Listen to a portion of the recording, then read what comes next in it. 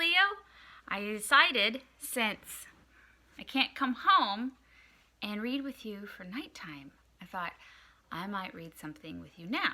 A little robe time reading. Still working on the song. So, tonight we're going to read Romeo and Juliet. Oh man, I know that's what you're saying, Penny, but just hear me out. I think you might like it. I found one that I think you're going to like. So, we're going to read that now.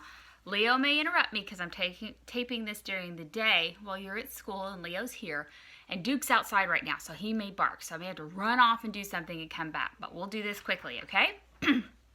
So, this story takes place in Verona, Italy. Do you remember when Mommy and Daddy went to Italy?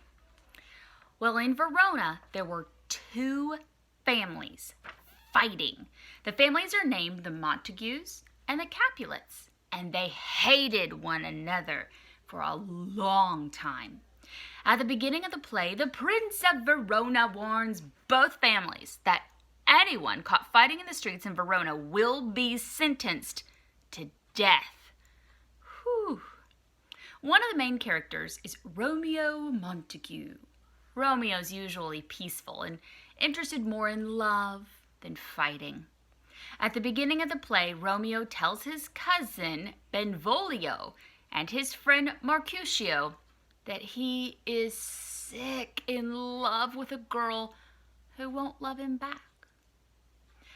Benvolio and Mercutio encourage him to forget about her and go with them to a costume party at the house of Capulet. They know it'll be dangerous because they're Montagues, but they think it'll be fun. Old Capulet has one daughter named Juliet. He's hoping Juliet will agree to marry Count Paris and is excited for them to spend some time together at the party. Capulet wants his party to be a happy place for love to blossom. When his nephew Tybalt tells him that there are Montagues at the party, Capulet demands that Tybalt leave him alone and enjoy the party. While Romeo's at the party, he meets Juliet. He falls instantly in love with her and is sad to hear that she is the daughter of his family's enemy. Romeo decides to risk his life, and he sneaks to Juliet's bedroom window to speak to her. While he watches and listens to Juliet, Romeo learns that she is in love with him too. They speak at the window and make plans to secretly get married, even though their families are enemies. The next day, Romeo and Juliet go to Friar Lawrence, who agrees to marry them. Friar Lawrence hopes their marriage will help to bring peace to the families. On the way home from the wedding, Tybalt, who is still angry that the Montagues came to the Capulet party, challenges Romeo to a duel in the street. Romeo refuses to fight him. Mercutio agrees to fight Tybalt instead. Romeo tries to stop the fight and accidentally gets in the way. Tybalt stabs Mercutio and Mercutio dies. Romeo is so angry and sad that Mercutio is dead that he agrees to fight Tybalt and then kills him. Benvolio begs Romeo to run away from Verona so that the Prince of Verona can't sentence him to death. Juliet is sad to hear of her cousin's death, but she's even more sad to hear that her husband, Romeo, must leave Verona. She has another problem, too. Her father is forcing her to marry Count Paris. She goes to Friar Lawrence for some advice. Friar Lawrence gives Juliet a special type of poison.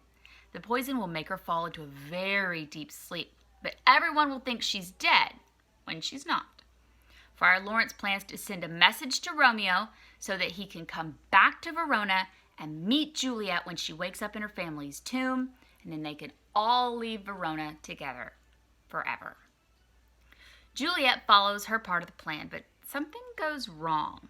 Friar Lawrence's message never made it to Romeo. Instead, Romeo hears that Juliet's dead. Romeo returns to Verona with a very strong poison. He goes to Juliet in the tomb, drinks the poison, and dies. When Juliet wakes up, she finds Romeo laying next to her, and she is so sad that she takes his dagger and she kills herself. So now they're both dead. This story is a tragedy because it ends so sad. Yes, Leo. He's listening to Spanish. There's one good thing that comes of the Romeo and Juliet story and their deaths.